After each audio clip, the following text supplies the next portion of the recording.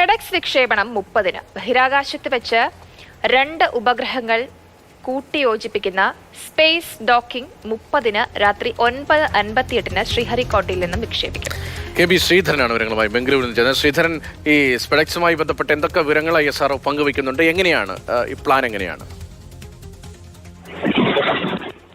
രതീഷ്, ജയലക്ഷ്മി, ഈ ബഹിരാകാശ നിലയത്തിന്റെ, ഭാരതത്തിന്റെ സ്വന്തം ബഹിരാകാശ നിലയത്തിന്റെ നിർമ്മാണത്തിൽ അതീവ നിർണായകമാകുന്ന ഒരു ദൗത്യമാണ് ഡിസംബർ 30-ന് നടക്കാൻ പോകുന്നത്. അതായത് ഇന്ത്യയുടെ അഭിമാനമായിട്ടുള്ള PSLV C-60 റോക്കറ്റിൽ 2 ഉപഗ്രഹങ്ങൾ വിക്ഷേപിക്കും.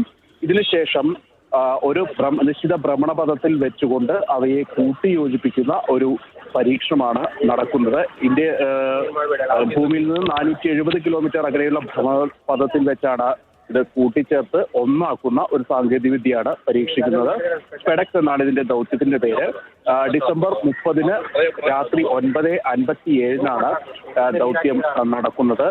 ഏതായാലും ഭാരതത്തിന്റെ അന്തരീക്ഷ നിലയത്തിനെ അതിന് പല ഭാഗങ്ങളായിട്ട് വിക്ഷേപിച്ച് പിന്നീട് കൂട്ടിയോജിപ്പിക്കുക എന്നുള്ളതാണ് നേരത്തെ ലക്ഷ്യമിടുന്നത്. ഏതായാലും അതിന് ഏറ്റവും നിർണായകമാകുന്ന ഒരു പരീക്ഷണമാണ് ഇപ്പോൾ നടക്കാൻ പോകുന്നത്. ഇതിന്റെ നടപടികളൊക്കെ ശ്രീഹരിക്കോട്ടയിൽ ഇതിനോടൊപ്പം തന്നെ ആരംഭിച്ചിട്ടുണ്ട്.